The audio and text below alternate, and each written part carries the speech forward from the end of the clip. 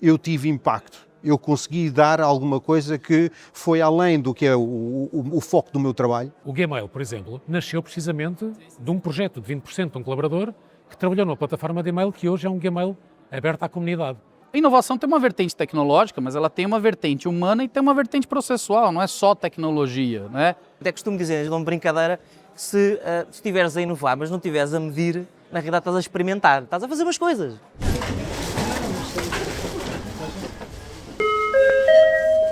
Inovação chamada à Caixa Central. Olá, sejam bem-vindos a este episódio especial da Caixa Central, gravado diretamente do RetailEC, a quinta edição do Hackathon da MC Digital, onde temos a casa cheia de equipas a trabalhar em ideias inovadoras para o retalho numa maratona de 24 horas. Eu sou Rafael Pires e hoje vamos falar sobre o papel da inovação nestes eventos e na atualidade. Para isso, chamamos à Caixa Central 4 duplas de convidados que representam algumas das empresas parceiras deste Hackathon. Para a primeira dupla, tenho aqui comigo o João e o Joaquim, da Claranet e da Microsoft, respectivamente. João, Joaquim, acho que estou-vos a trocar João e Joaquim, assim é que é. Sim.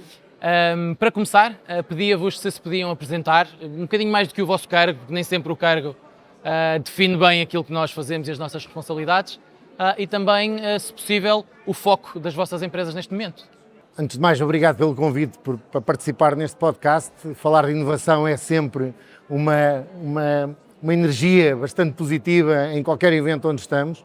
Eu sou o João Santiago, sou diretor executivo da Claranet Portugal. Dentro dos pelouros que tenho no meu cargo de executivo, lidero o vertical de retalho, mas também de hotelaria e lazer. E o dossiê do ESG, da sustentabilidade, e a relação com as universidades, aquilo que designamos como Claranet University. Portanto, este mundo que hoje nos envolve aqui com este hackathon é claramente um ecossistema muito normal dentro da Claranet. A nossa proximidade das universidades e da academia para garantir que trazemos a experiência profissional para a prática inicial dos nossos futuros profissionais, simultaneamente acelerar também toda a componente de preparação tecnológica dos futuros colaboradores.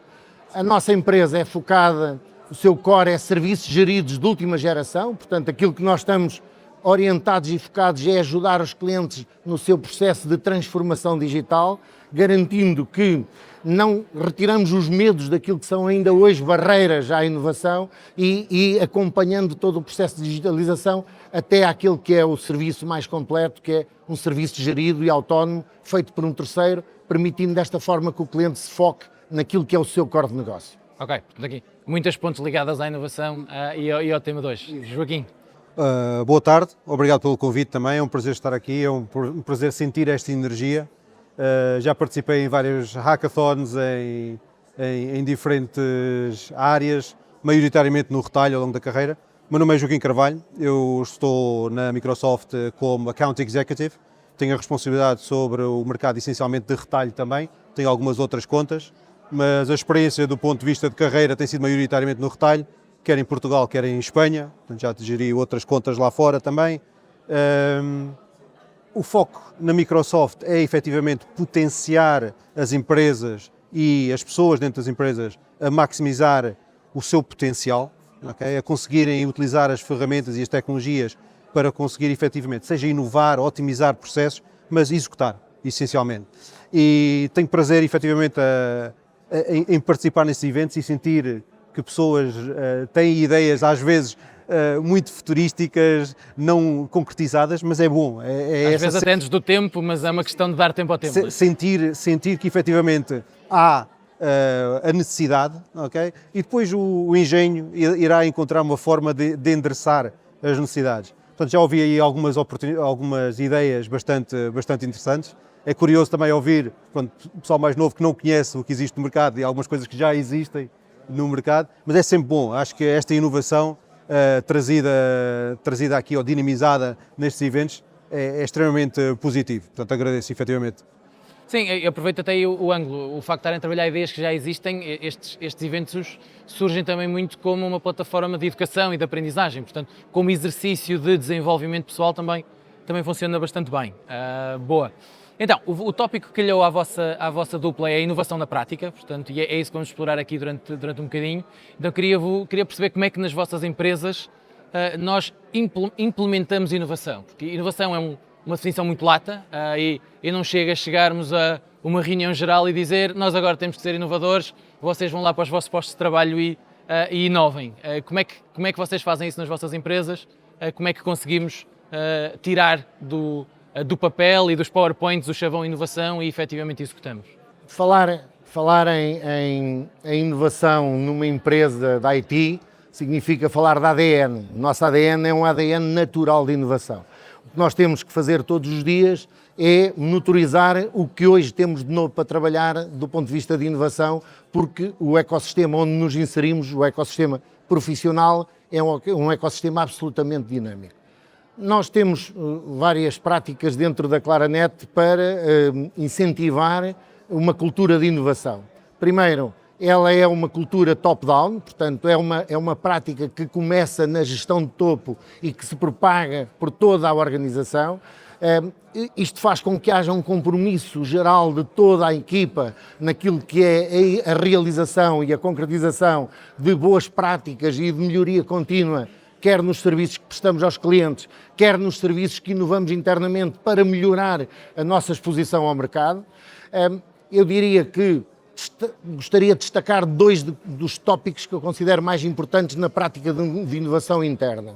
O primeiro tem a ver com um hackathon interno que fazemos, é um MVP anual, portanto é um MVP com um preço bastante elevado, tem dois concorrentes ganhadores.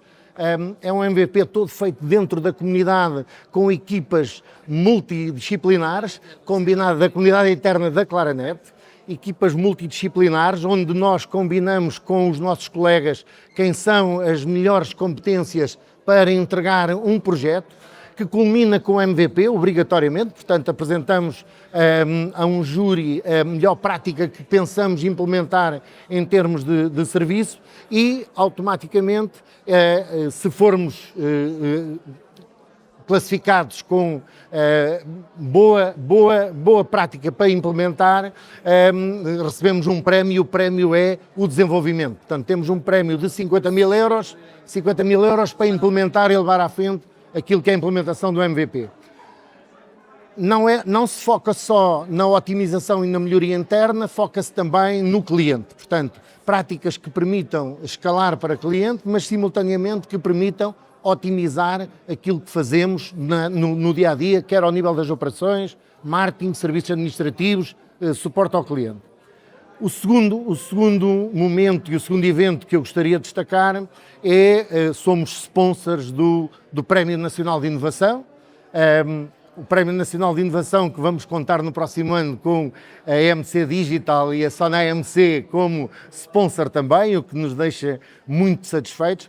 O Prémio Nacional de Inovação é uma iniciativa do Jornal de Negócios com o Banco BPI, mas onde a Claranet é o parceiro tecnológico e é também participativamente naquilo que é a construção, a avaliação e o desenvolvimento dos use cases que nos chegam.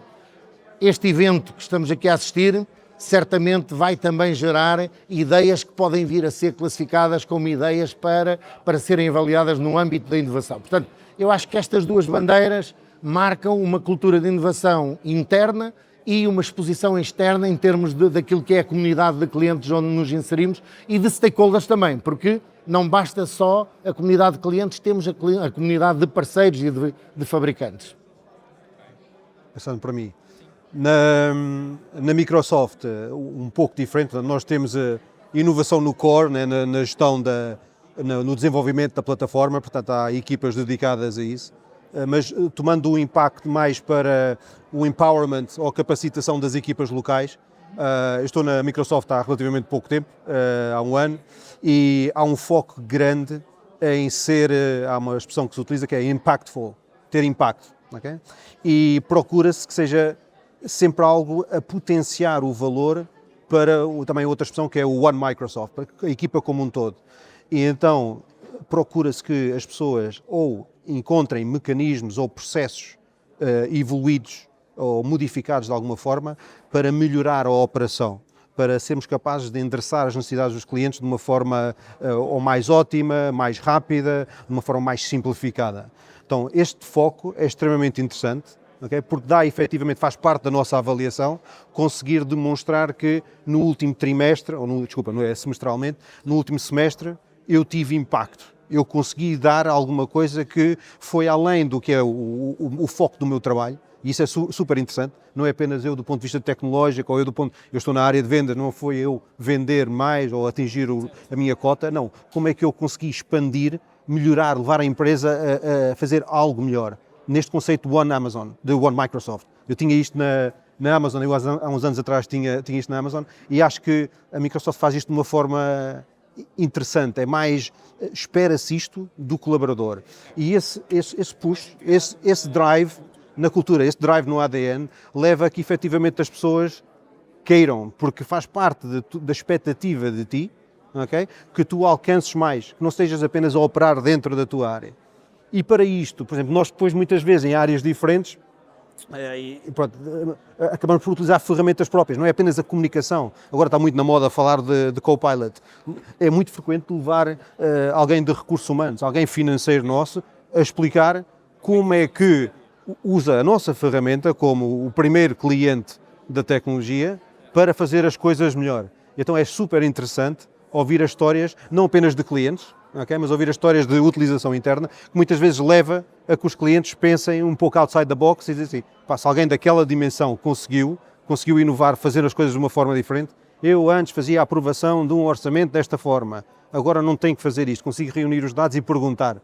Portanto, eu acho que esse desafio é dado aos colaboradores e a expectativa de que tenhas impacto, não apenas no que é na execução do teu role, mas ainda além disso. Okay? Portanto, isso para mim tem sido uma coisa muito interessante na Microsoft. Este conceito de citizen developers, cada vez mais queremos trazer para dentro das nossas empresas, todas, em todos os setores, que garantem que a agilidade do desenvolvimento se faz com a prática aplicada. Eu acho que é muito Esse era o ângulo que eu gostava de explorar, porque pelo menos nós estamos também a explorar essa perspectiva do citizen developer e por um lado é interessante o poder que damos e as ferramentas que disponibilizamos para os próprios colaboradores encontrarem as suas formas de trabalhar, fazerem as suas iterações nos seus processos e melhorarem.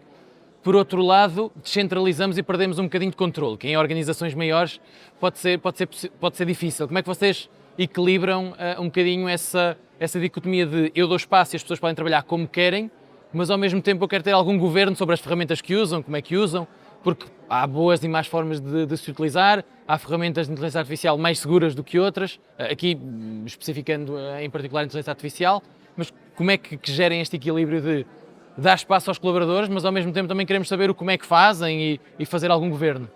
É uma excelente questão. Hoje, cada vez mais, nós sentimos que este espaço é obrigatório para mantermos os colaboradores na nossa empresa, eles têm que ter liberdade. Uma das práticas que estamos a utilizar e que está a funcionar muito bem é o desenvolvimento de uma ferramenta que se chama o Claranet GPT e ao criar esta ferramenta nós estamos a criar uma base de conhecimento que é transversal a toda a comunidade da Claranet e portanto eu estou a criar, mas simultaneamente estou a partilhar aquilo que eu estou a aprender e que estou a construir. Este aprender aprendendo traz um valor acrescentado para a empresa se estiver bem arrumado. E esta ferramenta, que é interna, que bebe naquilo que é a cultura que se faz, no bem que se faz do lado de fora da comunidade Claranet, mas que guarda para a comunidade Claranet as boas práticas que nós estamos a desenvolver.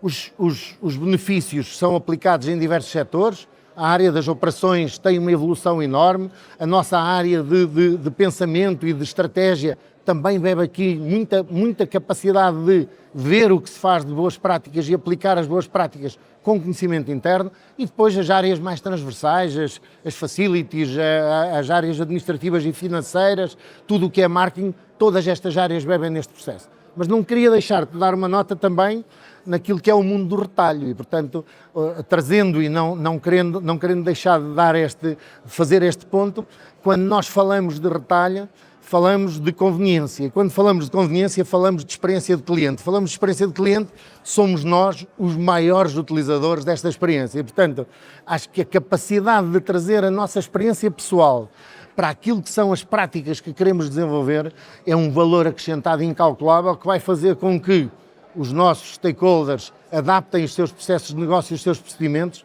para melhor me servirem naquilo que é a forma como eu sou e os hábitos que tenho. Okay. Falaste aí do conceito de governo. Okay? Super importante, é um foco que nós vemos e que estamos a apoiar os clientes atualmente, tanto no governo de dados, sobre os quais depois os modelos operam, okay? Mas o governo de dados e depois o governo dos próprios modelos ou dos agentes que se constroem. Portanto, na Microsoft existe, todos os dados têm que ser classificados e eu vejo isto frequentemente. Portanto, às vezes acontece eu mandar um e-mail para o cliente e depois o cliente dizer-me que eu não consigo abrir o e-mail, ou o documento que eu lhe enviei porque está protegido. Mas é super importante o governo dos dados, porque depois, para eu conseguir utilizar os modelos de uma forma inteligente ou útil, tenho que ter os dados para esse modelo conseguir tratar. Nós temos visto com vários clientes a utilização ou a construção de agentes para operações específicas e temos isso internamente.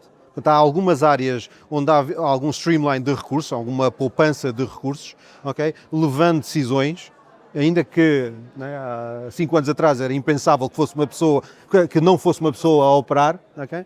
Agora sobre dados estruturados mas complexos e documentos, consegue-se colocar um modelo. Portanto, esses dados têm que estar bem containerizados, protegidos, delimitados, para, porventura, uma equipa de conta ser o único que consegue operar sobre eles. Mas eu consigo hoje em dia pedir uma estimativa de um orçamento para um cliente, tendo por base o conhecimento histórico do cliente, okay? E o que é o mercado. Isso é um agente que foi construído por uma equipa e depois disseminado. Portanto, este governo, tanto de dados como de agentes depois, e depois de disseminar isso, acho que vai levar a uma aceleração brutal no uso efetivo e prático de o que é a inteligência artificial ou a generativa dentro das organizações. Sim, é um modelo que dá espaço para as pessoas para criarem os seus agentes, mas que depois são úteis para outros e temos forma de os escalar e de os disseminar pela organização para pessoas com necessidades ou funções semelhantes. Mas de uma forma governada. Portanto, isso é um dos medos que as organizações têm, mas que dados é que eu vou dar às minhas pessoas? Né? E havia, sistematicamente, ao longo dos anos, fala-se em o que é ser uma data-driven organization, né? Company. Né? E os portugueses têm muita vontade de, os dados eu vou delimitar apenas esta área que tem ou aquela área que tem, mas disseminar os dados de uma forma controlada ajudará a que mais pessoas tenham a capacidade de operar sobre eles. E há um ponto que é importante, ou seja, a inteligência artificial já não é uma buzzword do nosso discurso, ela faz parte do nosso ADN, do nosso dia-a-dia, nós temos que a integrar. Toda esta transformação que vai ser operada nos próximos meses com o mundo dos agentes a operarem e a ganhar um espaço único, obriga-nos a uma responsabilidade imediata, que é a requalificação das nossas equipas. E por isso eu gostaria também de deixar aqui uma nota muito clara. A inteligência artificial, na minha visão, não vai eliminar postos de trabalho, vai obrigar as empresas a serem responsáveis o suficiente para requalificarem os seus colaboradores, por forma a eles assistirem à demanda que vai aparecer pelo facto de terem agentes que aceleram o negócio. Portanto, isto acho que é um ponto muito interessante para um podcast. É difícil falar de inovação sem acabarmos a falar em inteligência artificial, não é? E, ainda para mais com a evolução nos últimos 2-3 anos. Infelizmente não temos mais tempo, muito obrigado. E foi curioso que nas vossas respostas foram tocando nos tópicos que eu vou tocar a seguir com as próximas duplas, portanto o tema da inovação aberta, a inovação interna fechada que o João referia, o tema do impacto e das métricas para chegar a esse impacto, são temas que vamos cobrir a seguir com outras duplas. Mais uma vez, obrigado pela vossa partilha, obrigado por exporem aqui os vossos exemplos, aquilo que vocês acreditam ser a inovação na prática, que era o nosso tema. E nós avançamos então para a segunda dupla e vou-vos apresentar o Pedro Pinto da Capgemini e o Jorge Capitelão da Google. Jorge, Pedro, obrigado por terem aceito o convite e se juntarem aqui a nós. Começava por vos pedir que se apresentassem, para além do cargo, que nem sempre é esclarecedor, e se pudessem partilhar também um bocadinho o foco de momento das vossas empresas, para iniciarmos e depois vamos ao nosso tema. Obrigado. O meu nome é Pedro Pinto. A nível de foco, eu sou da Capgemini, como disseste. A nível de foco, eu estou responsável pela prática do MuleSoft, que é uma plataforma de integração. Relativamente à Capgemini, nós focamos-nos em trabalhar em parceria sempre com os nossos clientes, de forma a conduzi-los para a transformação digital, apoiá-los em todo esse processo de sustentabilidade, melhorias de processos internos, portanto, numa área de consultoria. Ok. Boa. Jorge? Obrigado, Rafael. Jorge Catalão, como disseste, eu tenho a responsabilidade da gestão do retalho como indústria, em Portugal e em grupos económicos, e na prática a Google tem tido aqui um papel nesta indústria muito de alavancar aquilo que é a inovação, que eu acho que é um dos temas que de foco hoje aqui. E como foco muito prático, aquilo que nós estamos a fazer hoje é chegar às organizações com os modelos de inteligência artificial generativos, não só para transformar a forma como eles operam, portanto pegando aqui no seu processo de operações como um todo, tornando as operações muito mais ágeis e muito mais produtivas, muito mais eficientes também, mas chegando ao shopper, ao consumidor final. Okay? E como é que de facto o processo de compra está a ser alterado e está a ser transformado? A Google tenta estar nesta jornada toda, end-to-end, e tem aqui uma participação ativa e uma voz ativa, não só pela própria Google, já agora, porque eu represento a Google Cloud, em particular, mas nós estamos inseridos num grupo que é o Grupo Alfabeto, onde temos aqui várias insígnias, várias empresas que fazem parte, do qual tentamos tirar partido para aquilo que é a nossa missão. Ou seja, ajudar as empresas a ajudar os consumidores, de certa forma.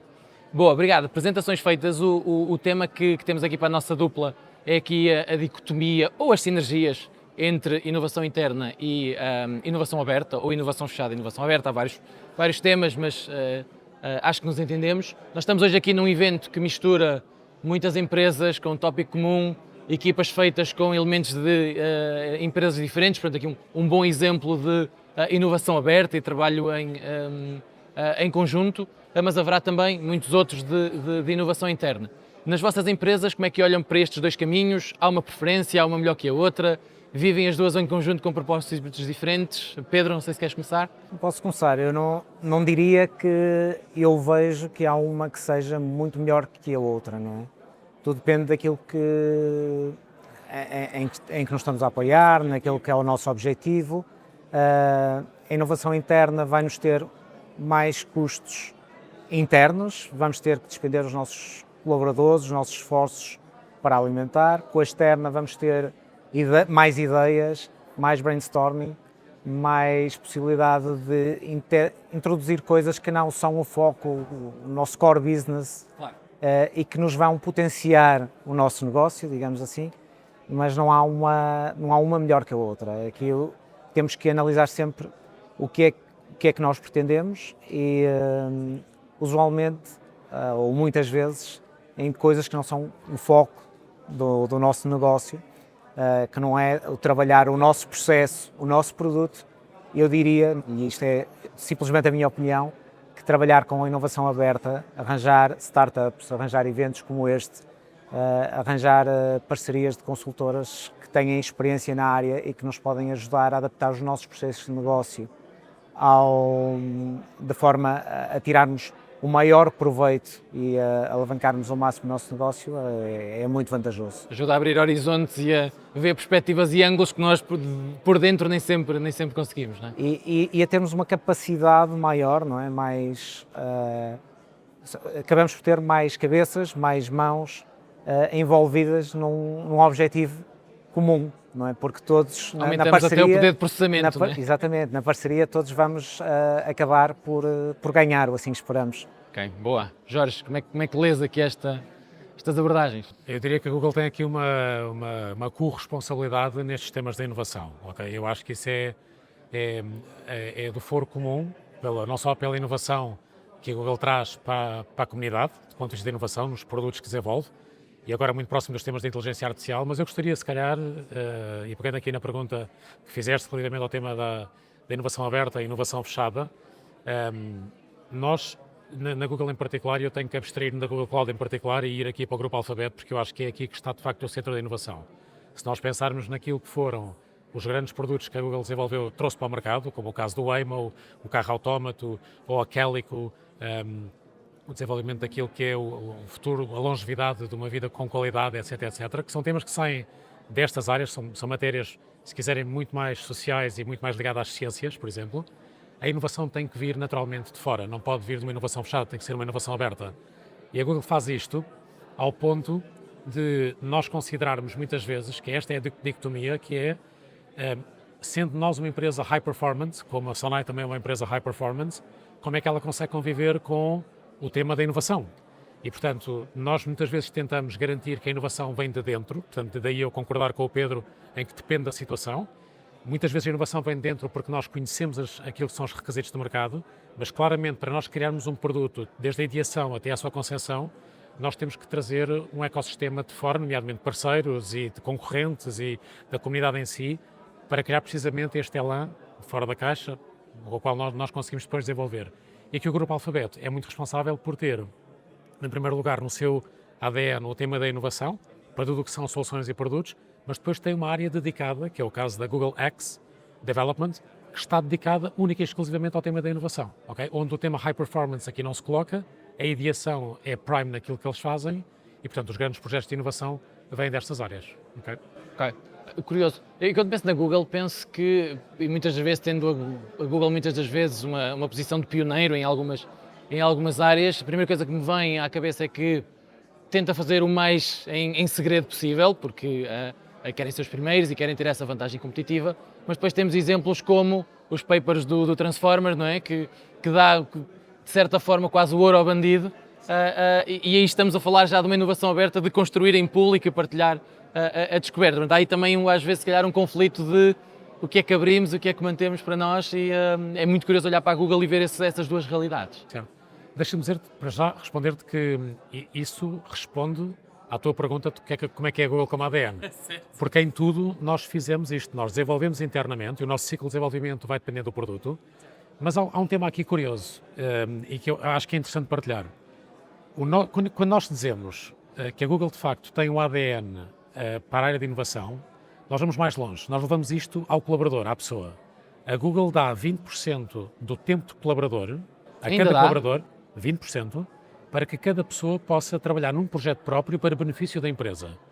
Muitos dos casos, o Gmail, por exemplo, nasceu precisamente de um projeto de 20% de um colaborador que trabalhou numa plataforma de e-mail que hoje é um Gmail aberto à comunidade, tal e qual como os Kubernetes, no paper que foram feitos. Portanto, como agora o tema do Gemini, uma grande parte daquilo que está a ser desenvolvido pelo Gemini, nomeadamente nos modelos, se quiseres, em que trabalhamos os 5 sentidos, okay, multimodais, estes modelos multimodais são entregues diretamente à comunidade para que eles possam desenvolver acima disso. Curiosamente, sabia dos 20% e do exemplo do Gmail, achei que era uma prática que já não se usava. Que na altura funcionava e fazia sentido quando a Google tinha uma determinada dimensão, mas entretanto, mas fico contente em saber que ainda se aplica. Capgemini, como é que vocês abordam os dois temas? Há exemplos na organização, há exemplos na empresa destes dois modelos? Como é que os trabalham? Foram parceiros deste evento e já é uma forma de se associarem aqui a um lado de inovação aberta, mas assumo que tenham outros também. Não é só como parceiros desse evento, portanto, falando um bocadinho da área em que estou, para ser um bocadinho mais confortável para mim também, nós ajudamos muito os nossos clientes na área da transformação digital, na área do cliente 360 e na implementação de produtos, neste caso Salesforce, na implementação de todas as jornadas do cliente. E, portanto, seja com isto, seja introduzindo IA, produzindo os novos agentes das lojas que nós começamos a ver a interagirem, a serem um bocadinho mais responsivos do que os antigos que só tinham meia dúzia de perguntas. De instruções, sim. De instruções, exatamente. Nós ajudamos os nossos clientes a facilmente conseguirem implementar e sempre seguindo os processos deles. Portanto, isto não estão a simplesmente adotar um produto que foram à FNAC e estava ali off the shelf e que estava ali na prateleira, mas nós ajudamos a pegar nestes produtos e a transformá-los de acordo com aquela visão que nós temos com os clientes e que é aquilo que é a visão dos clientes para si. Exemplos um bocadinho mais in-house, obviamente que nós também vamos trabalhando os nossos processos de forma a conseguirmos ter cada vez soluções mais eficientes e sermos cada vez mais eficientes e mais eficazes a ajudar os nossos clientes a atingirem os seus objetivos, não é? É quase como se tivesse aqui uma inovação aberta entre o vosso know-how e as necessidades do cliente e co-criassem em conjunto algo à medida para o cliente. Exatamente, porque pode ser isso, pode ser ajudando a introduzir outras parcerias, porque faz sentido. Ok? Faz Traz aqui sentido um conceito adicional de ecossistema, não é? Exatamente, De inovação, ou seja, que depois nós, cria estas pontes. Nós também trabalhamos com vários parceiros e às vezes existe uma necessidade e tu precisas de A melhor forma de ir não é sozinhos, é ir trazer alguém que traz essas um ou dois valências. parceiros e podemos sugeri-los de forma a que o cliente também os conheça e que possa tirar partido dessa parceria para atingirem o objetivo final. Portanto, não significa que o produto do parceiro até já esteja preparado, mas podemos ajudar também a criar esse tipo de sinergias. Ok, boa. O tempo já está a avançar. Queria explorar aqui um outro ângulo, já que estamos aqui num contexto do hackathon. Por exemplo, nós organizamos este hackathon com múltiplos objetivos. Um deles é também aproximar, às vezes, a área da tecnologia, portanto, nós da MC Digital, como área da IT da MC, às vezes sente-se ali um gap entre negócio e entre IT. Nós nem gostamos muito de distinguir negócio e IT, porque somos todos MC e é assim que nos posicionamos, mas inevitavelmente às vezes existe ali um canal que é preciso atravessar, seja por linguagens diferentes, o que quer que seja. Um dos nossos objetivos com este evento é também tê-los todos nos mesmos espaços, conviverem mais tempo e criar aí as sinergias. Como é que vocês veem este tipo de eventos, não necessariamente os hackathons, mas outros formatos, como uma ferramenta de aceleração de inovação e de aproximação destes dois mundos? Por um lado, concordam ou não deste gap, se também sentem isso, e se consideram que ajuda ou se têm outras recomendações?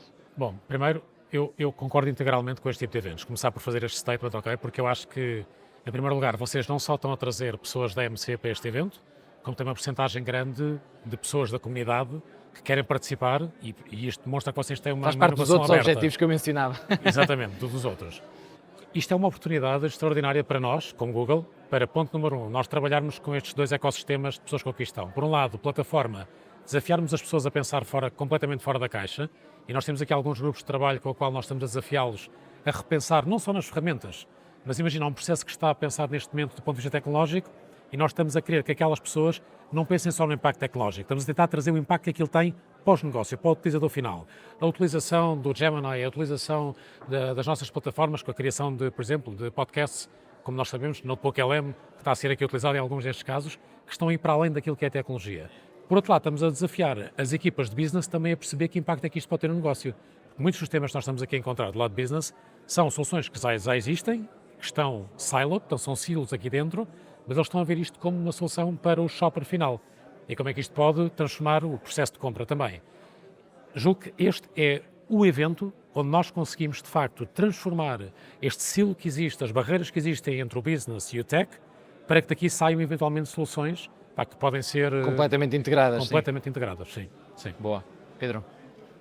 Eu acho que aqui o Jorge já disse, já disse quase tudo, não é? Já disse muito. Concordo efetivamente com este tipo de eventos. Acho que é muito interessante ver todas as ideias que estão aí a surgir, tanto do lado de negócio como do lado de tech. Às vezes era engraçado se tivéssemos aqui Fundir duas equipas. Exatamente, se nós tivéssemos a possibilidade Vamos pensar nisso a de seguir. ter o evento fundindo as duas equipas, porque muitas vezes o negócio quer pensar mais além do que os técnicos conseguem executar, pelo menos numa... São mais conservadores, até onde conseguem ir. E a malta tecnológica às vezes quer experimentar tudo e mais alguma coisa e não pensa Esquece depois lá no final o no o final objetivo qual é que é o temos retorno, não é? atingir. Ok. Que nós temos que atingir e se está orientado ou não com o negócio. Portanto, esta sinergia é sempre Boa. necessária. Ok. Boa, já estamos aqui também no limite do nosso tempo. Muito obrigado pela partilha das vossas perspectivas sobre aqui os caminhos da inovação aberta e fechada. Obrigado por aceitar o convite, por partilharem.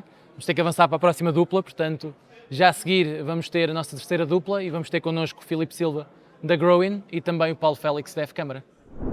Filipe, Paulo, vocês já viram as duplas anteriores, portanto já sabem como é que eu vou começar, portanto ia-vos pedir que se apresentassem um bocadinho o que é que fazem na empresa e se pudessem também partilhar um pouco do foco atual da empresa, que certamente fará muito mais coisas, mas se pudéssemos concentrar aí naquilo que está na vossa cabeça de mente como prioridade. Força, se calhar começamos por... Posso começar, sim. Sou o Filipe Nogueira da Silva, sou diretor executivo da Growin, consultora de IT. No fundo, o que fazemos é o reforço de equipas técnicas no cliente, vulgo por jargão até do outsourcing, o que cria bastantes desafios. A nossa competência essencial é gerir estes consultores, ajudar os clientes a reforçar as suas equipas, tendo em conta também aquilo que é a evolução do próprio mercado. E pronto, o core da nossa atividade acaba por ser essencialmente este. Ok. Boa. Paulo? Rafael, eu sou Paulo Félix, eu sou responsável pela F-Câmara na Europa. A F-Câmara é um grupo de consultoria de tecnologia e inovação que tem origem no Brasil, que já está internacionalizado há 4 anos aqui na Europa, presente em Portugal e também no Reino Unido. Uma parte da nossa atividade coincide aqui com a da Growing, né, que é uma empresa que nós conhecemos já há algum tempo. Então, de certeza que vamos encontrar aqui sinergias nas vossas experiências. Sem dúvida. Mas, para além disso, nós também atuamos no desenvolvimento de projetos, tanto de tecnologia quanto de negócios, ligados à inovação e ligados à atividade central do cliente, como eficiência operacional, como crescimento de vendas através de canais digitais, e sempre, obviamente, com um componente tecnológico muito forte. Boa, já vamos procurar aí as sinergias. O tema para a vossa dupla aqui relacionado com a inovação são as barreiras à inovação, e gostava aqui de explorar convosco quais são, na vossa experiência, obviamente, podem ter experiências diferentes, as principais barreiras nas organizações. Há vários ângulos aqui que podemos explorar, desde cultura, budget, o papel da liderança, eventualmente até a própria disponibilidade das equipas, mas nas vossas experiências o que é que tem sentido possam ser as principais barreiras? Se calhar começamos por ti, Filipe. Sim, essencialmente, e dado que a nossa expertise se prende com a gestão das pessoas, muitas vezes é capacitá-las que a mudança tem uma velocidade, está em velocidade furiosa. Ou seja, o que hoje é um perfil, daqui a 3, 4 anos ele tem que se adaptar a novas tecnologias, novas realidades e a novos contextos que o próprio cliente possa ter. E isto pode ser visto através de vários ângulos.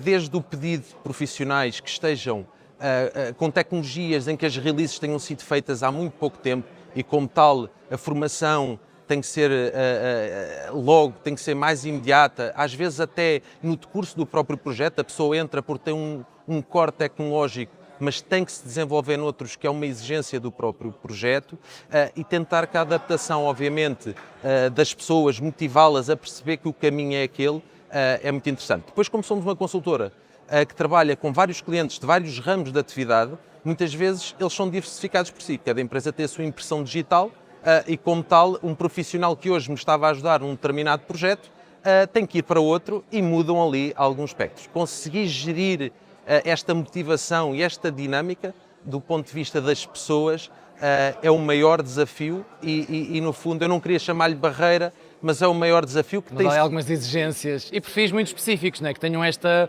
flexibilidade de adaptação. Exatamente. Ou seja, agora com a entrada até de agentes dentro do desenvolvimento aplicacional da própria IA, aquilo que era um profissional há 5, 6, até não, se calhar não precisa ir tão atrás, hoje em dia ele tem que estar consciente da necessidade dessa evolução e dessa formação.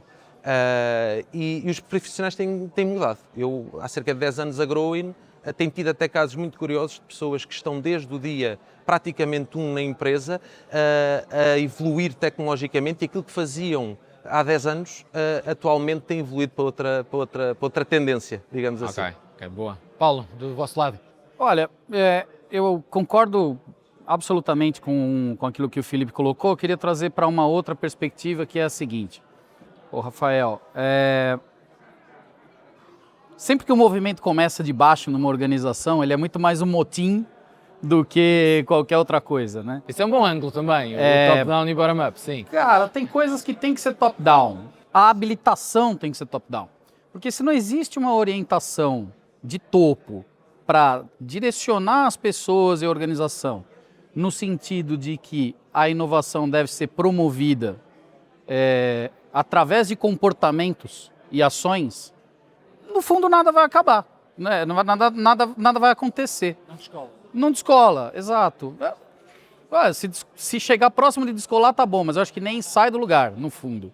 Então, eu acho que existe uma questão aqui, em primeiro lugar, é que precisa a administração de topo, precisa habilitar a organização e estimular a organização através das lideranças sênior, das lideranças intermédias e na ponta, para promover o movimento de inovação Depois, e aí nós temos muito do conhecimento que foi absorvido também por conta da BetaI e já praticávamos isso de alguma maneira. A inovação tem uma vertente tecnológica, mas ela tem uma vertente humana e tem uma vertente processual, não é só tecnologia, né? Então, imagina que isso aqui, essa mesa tem 4 pés, né? Mas imagina que inovação é uma cadeira de 3 pés, né? Se você tirar um desses pés, ela cai, né? Então, precisa ter cuidado com tecnologia, precisa ter cuidado com o processo e precisa ter muito cuidado com pessoas. Só que precisa ter o gol de cima para habilitar as pessoas a moverem. Senão, vai mover em falso e não vai acontecer nada e, no fundo, vai gerar frustração e mais problemas do que efetivamente resultado. Ok. Uma boa perspectiva. Eu concordo que é muito mais rápido se tivermos o apoio da gestão de topo e aí temos as ferramentas, temos os recursos, mas também acredito que se a gestão de topo for um bocadinho mais lenta a promover, que nós conseguimos, com o tal motim que tu dizias, mostrar valor e com coisas mais pequenas. Obviamente nunca vamos ser tão rápidos, vai demorar muito mais tempo, mas acho que se calhar conseguimos aos poucos mostrar valor para cima e eventualmente vai demorar mais, mas mais tarde conseguirmos o apoio para depois acelerar. Muito numa lógica de, não é porque não temos que devemos desistir porque não nos apoiam, mas eu acho que com exemplos mais pequenos se calhar conseguimos criar indícios ou ganhar a confiança para depois trazer de cima para baixo. Portanto, no teu exemplo falaste muito de uma cultura que é da liderança, mas às vezes isso existe e às vezes até se fala muito em teatro de inovação. Isso às vezes existe, que é, fazemos muitas iniciativas, mas depois quando queremos efetivamente alavancar algo, o budget falta, por exemplo, que é tens que fazer isso, mas não temos, mas não temos dinheiro, não é? Sentem isso também nas vossas empresas ou nas empresas com quem trabalham? O budget costuma ser tema, se calhar o budget é sempre tema em todos, não é? Portanto, nunca é ilimitado, mas acham que é uma das principais barreiras ou foca-se mais nas pessoas que não estão preparadas, não estão apoiadas? Eu não sei a opinião, obviamente, dos restantes. Eu entendo que não. O budget está movido, muitas vezes, por aquilo que possa ser a percepção da utilidade, daquilo que vamos alterar. Ou seja, é preciso estudar bem a dor que se tenta resolver com a solução. No fundo, perceber bem o que é que precisamos resolver, o que é necessário para resolver, e aí tudo vai ter sempre custos, mas só nessa forma é que se percebe. Se não fica só uma ideia gira, está aqui uma ideia que eu tenho, que seria uma coisa mais fácil, mas mais fácil como? Como é que isto realmente aporta valor? É mais fácil para uma pessoa ou para a realidade inteira? Por exemplo, para todos os clientes, para só um, consigo trazer mais, consigo trazer menos, o objetivo da empresa que quer desenvolver aquele produto fica mais facilitado, ou seja, o budget depois adapta-se a essa concretização. Tocaste num ponto há pouco importante que eu gostava de referir e deixar essa nota, porque certamente vão pessoas ouvir-nos de todos, digamos, as posições dentro de determinadas empresas, que é exatamente isso. As ideias mais interessantes que eu tenho ouvido, isto obviamente não tirando mérito a quem depois guia a empresa, que são as administrações num determinado sentido, têm vindo dos colaboradores. Porque eles é que estão dentro da operação, do processo. Eles é que identificam porque é que isto está a acontecer desta maneira e poderia acontecer de outra. E se trabalhássemos desta forma? Ou seja, o que eu posso deixar aqui a modo de sugestão é deixarem só, e muito bem, no momento do café, mas fazerem aquele e-mail e dizer, reparem nisto, gostava de marcar uma reunião, queria identificar aqui uma determinada solução para uma situação que nos acontece várias vezes. É tornarmos exatamente mais participativos, não achando pela posição que se possa ter dentro de uma empresa, isso ficará para outro, ok? E muitas vezes descubro em fóruns mais informais dentro das empresas excelentes ideias. E como tal foi uma coisa que queria agarrar, Rafael, que era... Mas que às vezes nem sempre depois chega quem pode tomar a decisão sobre ela, não é? Nem chega, fica só ali. Tentem saber quais são os veículos, colocar a ideia, não esperar que haja uma velocidade. Mas isso implica que as organizações tenham esses veículos, não é? Tenham canais para as pessoas poderem mais facilmente... E muitas vezes o reporte à pessoa que faz a gestão do próprio projeto, com que estamos envolvidos, dar essa nota, ele ver realmente a solução, pensar... e como tal, e isso hoje viu-se também aqui, temos gente com muita valência para criar soluções e para ter ideias sobre determinados problemas concretos. Era só essa nota que também gostava de dar. Isso que o Felipe falou é fundamental. Quando eu falo da administração, eu acho que é arrogância, eu acho que arrogância é um termo forte, mas é correto, achar que a administração, que nós que estamos na administração de topo, vamos ter todas as ideias brilhantes.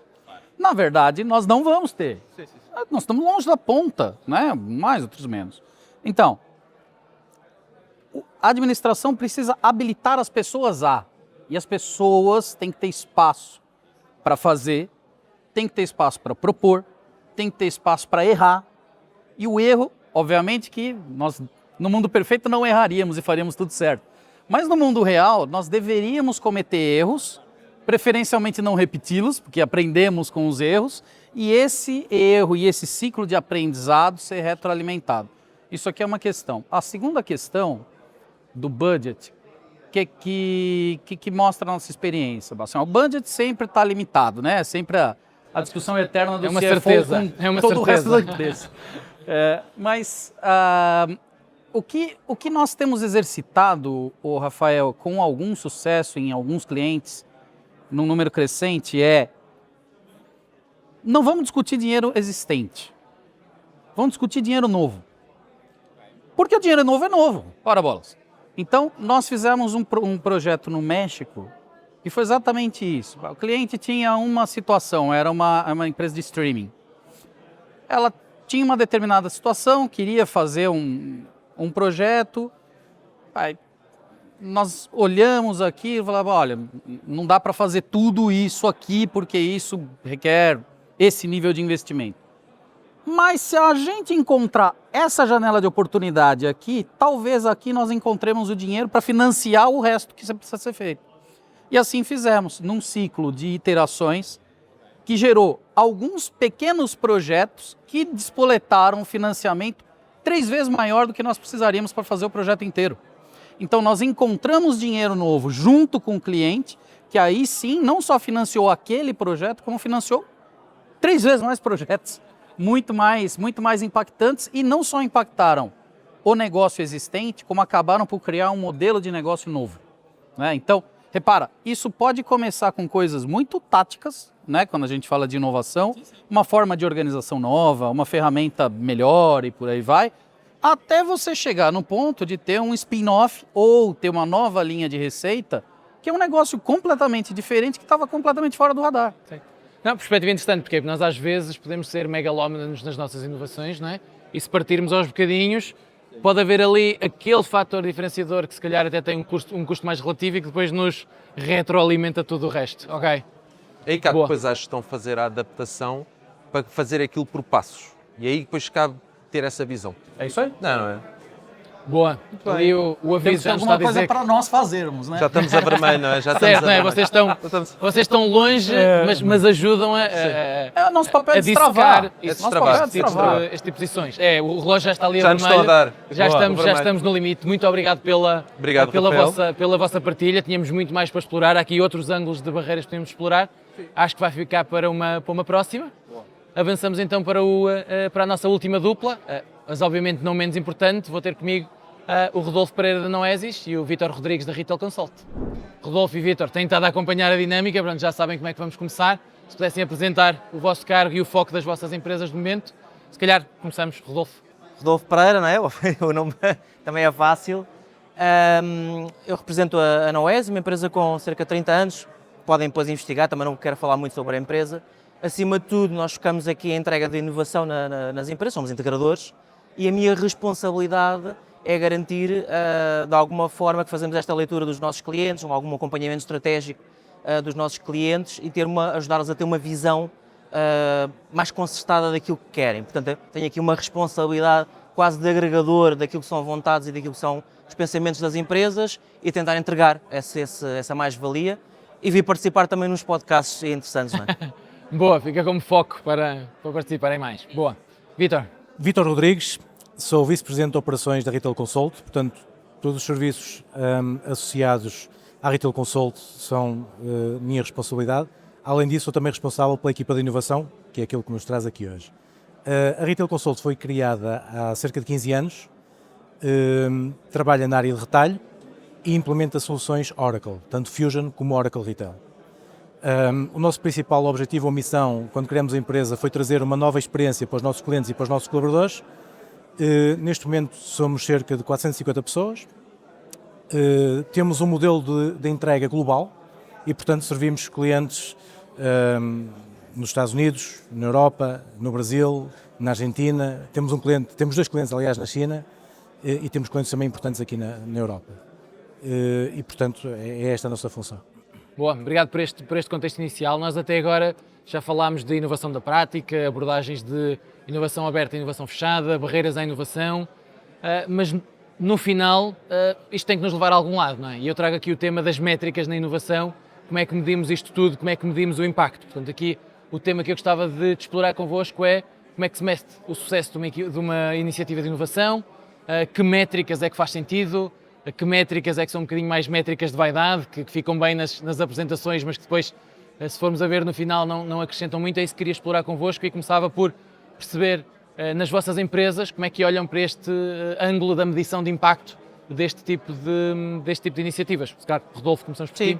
A empresa que tem, a Nanoes, como eu estava a dizer, tem 30 anos de experiência no mercado. Temos várias áreas de entrega, como eu disse, desde as componentes de infraestruturas, as componentes de qualidade, as componentes de desenvolvimento à medida, as componentes de data e A&I. Portanto, nós temos muitas componentes na nossa organização que potenciam tipicamente a inovação e, além disso, nós temos que ter essa procura constante, não só ajudar os nossos clientes, também medimos, obviamente, a inovação de forma interna, mas numa lógica mais aqui para os clientes que eu gostava de abordar, elas têm que ser mensuráveis, não é? Até costumo dizer, de brincadeira, que se estiveres a inovar, mas não estiveres a medir, na realidade estás a experimentar, estás a fazer umas coisas. De uma forma muito agradável vais construindo. E para isso é preciso, nós temos uma noção clara daquilo que queremos atingir, que muitas vezes, essa questão da vaidade... Passa por aí. Definição tu definires qual é que é o objetivo que queres fazer. E o objetivo pode ser tão simples como dizer, eu vou inovar porque eu quero que a minha postura, a minha leitura que o mercado faz daquilo que é a minha marca, ok, seja entendida como uma marca de inovação. E depois é um posicionamento da própria marca que quer, com algumas que nós conhecemos, muitas delas têm esse impacto, e querem ser conhecidos por essa forma. Outros porque querem rentabilizar os seus ativos, outros porque querem rentabilizar muito, agora fala-se muito da Human Experience, não é? Nós podemos chegar a um determinado, então nesta área do retalho, isso é fantástico. Isso faz-me lembrar agora aqui uma história que eu vou partilhar aqui rápido, não tiro o teu tempo. Eu sou um pai divorciado, não é?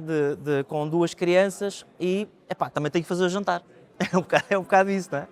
Isto levanta-me aqui algumas questões. Sou gajo, somos homens, não é? Nós às vezes temos a postura de sermos eficientes. Não quero perder muito tempo com o que é que vou pensar para o jantar e não sei o quê, não quero saber nada disso. E as coisas para mim são tranquilas. Eu gosto de poder-me posicionar uma marca, ou ir a uma marca que eu tenha o menos fricção possível. Eu quero chegar e dizer assim, o que é que eu hoje vou fazer para o jantar, ok? O ideal para mim era chegar a um sítio qualquer, ou ter um assistente pessoal, que eu dissesse, eu hoje estou a planear fazer isto. Tenho em casa ou não tenho, ok? Estar interligado e aquelas coisas de IoTs, inovação integrada. Já esquecendo isso, eu tenho uma lista de coisas que eu costumo comprar, porque eu sou organizado. Há quem não seja. Eu tento ser um bocadinho organizado, não há certo nem errado, e eu gosto de chegar, e gostava de chegar a uma loja, um modelo Continente ou outra qualquer de uns espanhóis, e poder lá chegar e dizer qual é que é o percurso ótimo para aquilo que eu quero comprar, por exemplo, que eu gosto de ser eficiente, e desenham-me lá onde é que isso está dentro da loja. Ou até pegar nos produtos todos que eu até gosto, perdendo mais tempo ou menos a acariciar a banana se está no ponto certo ou não, e passar pela caixa, sem ter que ter aquela experiência que para mim é desagradável, acho que a palavra certa é mesmo fricção, aquela experiência do utilizador que é estar à espera na caixa. Isso a mim não acrescenta nada. Ok, mas tens os click and collects, tens os não sei quantos. Nem sempre a inovação precisa ser uma tecnologia de ponta. Agora há as inteligências artificiais para tudo e mais alguma coisa, mas uma simples experiência de eu poder passar muito rapidamente na caixa, ou ter alguém que prepara o meu cabaz de compras, ou eu ir no e-commerce fazer a minha compra e passar e pegar nos sacos e ir para casa e fazer o jantar, vai privilegiar aquilo que é o meu tempo pessoal. O que é que diferencia? A mim o que diferencia é a experiência que eu tenho. Mais que a experiência... O impacto direto na experiência. é O impacto direto na experiência. o impacto direto certo? na experiência. Independentemente se tem ou não tecnologia. Se não me interessa a tecnologia, aliás, a tecnologia, eu sou tecnologia, não é? Há 30 anos trabalho em tecnologia, mas cada vez mais percebo a melhor tecnologia, ou a melhor inovação que nós podemos acrescentar a nós como seres humanos é aquela que é o mais humanizada ou aquela que nem sequer é transparente, que eu nem sequer sei que ela lá está e que me acelera, me dá o tempo necessário para eu estar se calhar mais tempo com os meus filhos em vez de pensar no que é que eu vou fazer para o jantar, ok? Portanto, tu podes medir isto a nível de eficiência, ok, demorei menos tempo, isto ao nível pessoal, não é? Podemos transportar isto para as empresas, ao nível dos seus processos. Se eu demorei menos tempo, se eu comprei mais rápido, se eu percebo qual é que é aquilo que é a consulta ou aquilo que é as necessidades do meu cliente e consigo agir mais rápido, consigo decidir mais rápido e antever aquilo que é o seu perfil, eu prefiro pensar nisto cada vez mais numa lógica de quase uma hiperpersonalização. Alguém saber quem é o Rodolfo Pereira. Okay? Como é que se mede isto? Mas estava a dizer, ok, podemos medir então de uma forma mais tangíveis, aquelas mais comuns, retorno de investimento, o tempo que eu demoro a passar não sei o quê, qual é que é o valor de cabaz médio que eu volto a comprar. Essas são as métricas mais tangíveis e depois cada vez mais começamos a medir métricas menos tangíveis. Okay? Que mede a experiência, sabemos algumas, NPS, todas essas métricas todas mais giras, chegamos à conclusão que não chegam, porque não medem, ou já começamos a medir cada vez mais, emoção. Qual é que é o impacto que eu tenho ao passar numa caixa e aquela porcaria, desculpem uma expressão, demorar não sei quanto tempo, eu até tive uma experiência em loja fantástica, estava tudo bem organizado, foram ótimos as senhoras a atenderem-me, e a seguir estragaram-me a vida toda porque eu estive ali 15 minutos à espera que passar num sítio qualquer, está bem? E isso para mim não é uma experiência memorável de fazer compra. Portanto, esse último passo que é, se algo for tornar que a minha marca, seja lá qual for a forma, se eu conseguir medir, e não pode ser uma forma só imediata, às vezes tem ali todo um processo de continuidade, como uma relação que nós temos entre nós, de podermos medir o relacionamento que tem um cliente, um colaborador, um amigo, qualquer que seja a interação que nós queremos aqui mensurar, e perceber qual é que é o nível de relação ou o nível de continuidade dessa mesma relação. Se eu volto a comprar, se eu continuo a comprar, eu tenho uma relação de fidelidade com essa marca.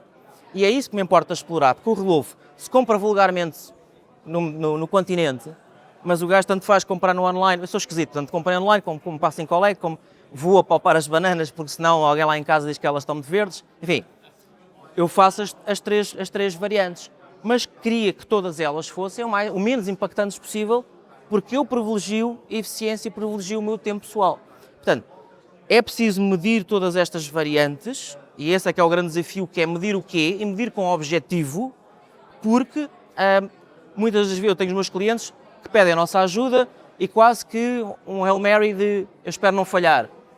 E é tranquilo falhares, mas que falhes rapidamente também, não é? Que consigas perceber, porque estás a medir, porque medes de uma forma mensurável, definis com os teus objetivos, estás a medir e percebes que não estão a ir em linha com aquilo que tu queres. Então o que é que fazes? Arrepia caminho e vai investir noutro sítio qualquer. Está bem? Portanto, toda esta abordagem não é uma receita mágica, chegar aqui e dizer, olha, agora vou medir estes 10 parâmetros. Ok? É o que é que funciona para o teu negócio, o que é que funciona para ti como pessoa, como decisor, como colega, como familiar, seja qual for, e perceber que não existem fórmulas mágicas e ir fazer essa experimentação. Medindo, porque se ela não for mensurável, não é? Também não é sustentável, logo, mais uma vez, não estás a inovar, estás a fazer uma experiência. Retiro dessa intervenção o lado da métrica emocional, não é? Que normalmente não é a primeira que nos ocorre à cabeça, começamos logo a pensar em números, não é? Que a emoção não é bem um número, portanto, uma boa perspectiva. Se tu fores lembrado, a tua marca persiste. Isso. Tão simples quanto isto. Complementando aqui o Rodolfo, nós na Retail Consult, obviamente... Falei imenso, mas... temos que gerir. Complementando o Rodolfo, na Retail, de facto, também temos bastantes iniciativas na área de inovação e considero que a forma melhor de as medir passa, exatamente como o Rodolfo disse, de definir bem os objetivos, ok? E depois, métricas para medir o sucesso destas mesmas iniciativas, não queria muito falar nestes que todos nós conhecemos, Return on Investment, a eficiência, a redução de custos, etc. Textbook. Essas são aquelas mais... Mas são necessárias, são necessárias na mesma, mas eu acho que não trazemos nada de novo. Porque trazem valor. Não trazemos nada de novo. Mas não são suficientes. Exatamente, e acho que o interesse e o valor acrescentado está em explorar medidas menos subjetivas, aliás, menos objetivas e mais subjetivas, em que eu dividiria em 4 grandes grupos, ok? O primeiro, o Rodolfo já tocou, que tem a ver com a experiência do consumidor, a experiência dos nossos clientes, ok? E na Retail Consult, no âmbito da nossa atividade, desenvolvemos bastantes projetos que criam ferramentas que visam que a experiência dos nossos clientes seja melhorada, seja mais eficiente durante o nosso ciclo de vida dos nossos projetos. Portanto, nós somos uma empresa de serviços, entregamos implementações Oracle Retail e, portanto, queremos que durante o processo de implementar uma aplicação, a experiência dos nossos clientes seja a melhor possível. Como é que medimos isso? Temos várias formas, uma delas é através de inquéritos de satisfação, de onde retiramos um determinado score e abrange várias áreas, e com esse score criamos um KPI. Portanto, uma medida, transformamos uma medida subjetiva numa medida objetiva. Cuidado, mas as pessoas mentem. Muitas vezes. E o claro. ideal é sempre medir o estado emocional no ato com a ação. Sim. Porque 5 minutos depois... Apanhar aquilo que eles não dizem, não é? Exatamente, 5 minutos depois, até tive uma experiência ótima. E até cheguei a casa e o Sporting perdeu, que não é costume agora, graças a Deus, e me enviou um questionário da avaliação, eu não estou no mood certo. Sim. Não é? E portanto, esse é um jogo... Nós enviamos várias formas também para tirar os outliers. Um segundo ponto que também acho que é importante tem a ver não com a experiência do nosso cliente, mas com a experiência dos nossos colaboradores, aquilo que nós chamamos Employee Experience, ok? E, portanto, nesse sentido também desenvolvemos algumas atividades e alguns projetos que visam melhorar a experiência dos nossos colaboradores no âmbito das suas funções, no seu dia-a-dia. Okay? Uma pessoa que tem ferramentas adequadas para desenvolver a sua função é uma pessoa que chega ao final do dia menos cansada, menos perturbada, mais feliz. Okay? Ou produziu mais. E produziu mais. E produziu, não diria eu, diria aí.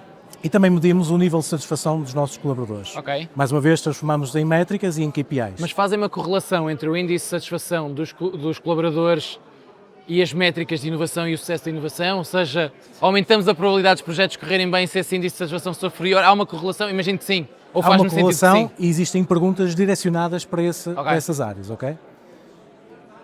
Já complementando, eu lidero uma equipa de cerca de 70 e qualquer coisa pessoas e nós fazemos essa medição, muitas vezes de emoção. Nós vamos para algumas ferramentas e estamos a medir qual é que é o grau dos sorrisos e coisas desse género.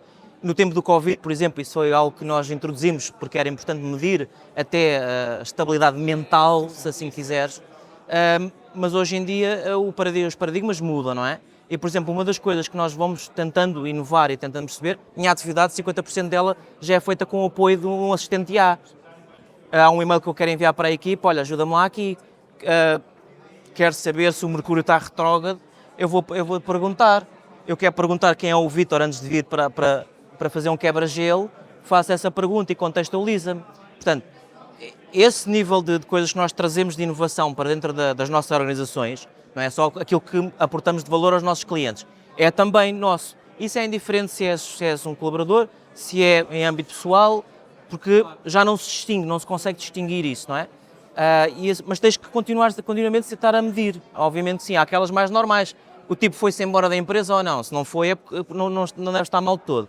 E podes fazer os inquéritos e tudo mais, mas essas ações de uma forma continuada, tu consegues, quer ao nível dos clientes, quer ao nível dos nossos colaboradores, realmente aportar valor que é na conexão. É eles sentirem que não só estiveste a medir se eles sentem-se bem ou não, mas se realmente depois lhes deres feedback, se realmente depois estiveres presente... Tem que haver consequência, não é? Tem que haver consequência, não parece em vão. Isso, tem que haver consequência daquilo que estás a medir. Sim, mas este ponto do Employee Experience, ou da experiência do colaborador, nós estamos a desenvolver mais uma vez um assistente virtual baseado em AI, não para ajudar o colaborador a enviar um e-mail ou a fazer uma apresentação, mas sim a garantir que consegue aceder ao conhecimento que está na plataforma da empresa o mais rápido possível e de forma mais eficiente. Por exemplo, todos nós já participamos em projetos que começam com workshops intermináveis sobre um determinado assunto. Okay? O volume de informação que um dos participantes tem que recolher e analisar é tremendo. Portanto, se nós tivermos uma base de dados com todo o conhecimento produzido num determinado projeto e possamos interrogar de forma interativa sobre esse conhecimento, traz uma vantagem enorme do ponto de vista de eficiência e também do ponto de vista de de cansaço e de esforço que o próprio colaborador tem colocado. Aqui estamos a falar de ferramentas ao serviço da produtividade individual dos colaboradores que depois vão inevitavelmente ter impacto na sua felicidade de trabalho e no seu bem-estar e, pelo que me parece, ferramentas que já implementaram e que estão a seguir. Puxando aqui ao tema de que estávamos a discutir, que é as métricas, que métricas é que tinham nesses projetos? Como eu estava a dizer, nós fazemos determinamos um objetivo que é ter um determinado score nos inquéritos de qualidade, nas perguntas específicas. Portanto, começámos pelo que dizíamos no início, que há um objetivo que temos de definir, não é? E depois o que é que temos que medir para saber se alcançámos, ultrapassamos, ok. Portanto, há uma pontuação que é calculada com base na resposta, no nível de satisfação, e depois, através disso, mapeamos para um KPI, ok? Mas gostaria de pôr aqui um terceiro grupo, que também acho que é importante, e agora fugindo um bocado da experiência, mas nós somos uma empresa de serviços, a Noesis também é uma empresa de serviços, e cada vez mais é importante para nós sermos diferenciadores no mercado. E, portanto, a inovação também tem que contribuir para posicionar as empresas de uma forma diferenciadora. E ao longo dos anos nós fomos, com a nossa equipa de inovação e de R&D, criando ferramentas que nos permitem não só trabalhar de forma mais eficiente, mas também para sermos diferenciadores no mercado. Claro. Okay? E aí o feedback dos nossos clientes e a forma como nos veem e o nível de revenue, digamos assim, que conseguimos gerar, a percentagem de revenue que geramos com base nestas ferramentas é também um indicador importante para determinar o sucesso ou não desta iniciativa. Okay? Há aqui um último grupo que eu gostaria de falar, que também para nós é bastante importante, que tem a ver com sustentabilidade e impacto social. E ao nível da sustentabilidade, nós temos algumas iniciativas que usem AI no sentido de dotar os nossos clientes com ferramentas que permitem reduzir o desperdício alimentar. Temos duas, muito sumariamente, uma delas visa aproximar o produtor alimentar e o consumidor, portanto, minimizando o tempo que o produto está armazenado, não é? Principalmente melhorando assim a sua qualidade. Exatamente, melhorando a sua qualidade e diminuindo o desperdício no caso de serem perecíveis. Correto. E temos também uma outra iniciativa, também que estamos a estudar com diferentes modelos da AI, num cliente de restauração que visa reduzir aquilo que chamamos wastage, portanto o desperdício dos ingredientes. Fazer um hambúrguer tem várias maneiras de fazer e poderá conduzir ou não a um nível maior ou menor de desperdício. Okay? Não só devia ter uma forma de fazer, que era bem feito, mas mais saboroso possível. Mas o bem feito também é subjetivo, e logo aí já temos dificuldade em... E portanto, neste âmbito nós, num dos nossos clientes, propusemos a reduzir o desperdício em 20%. Ok, e ambicioso. É um target ambicioso, juntamente com um parceiro local que temos, e portanto estamos a trabalhar num software que permite reduzir os ingredientes que são desperdiçados em 20%. E portanto é tangível, é fácil de medir e dá-nos de facto uma forma de medir o sucesso da iniciativa de inovação que introduzimos. Boa, Vítor, Rodrigo, já estamos ali bem no vermelho, vamos ter que encerrar. Muito obrigado pela vossa partilha. Acho que continuávamos aqui um episódio inteiro sobre este tema, vamos ter que ficar por aqui. Mais uma vez, obrigado por aceitarem o convite. Com esta última dupla fechamos este último episódio da Caixa Central, gravado aqui ao vivo no The Retail Hack. Foi um gosto ouvir estes 8 convidados parceiros do nosso Hackathon, que nos ajudaram a refletir sobre o papel da inovação na atualidade. A quem nos ouve, fiquem atentos às próximas chamadas à Caixa Central. Vamos continuar a dar voz à tecnologia e ao talento que continua a transformar o mundo e, claro, o retalho. Até já!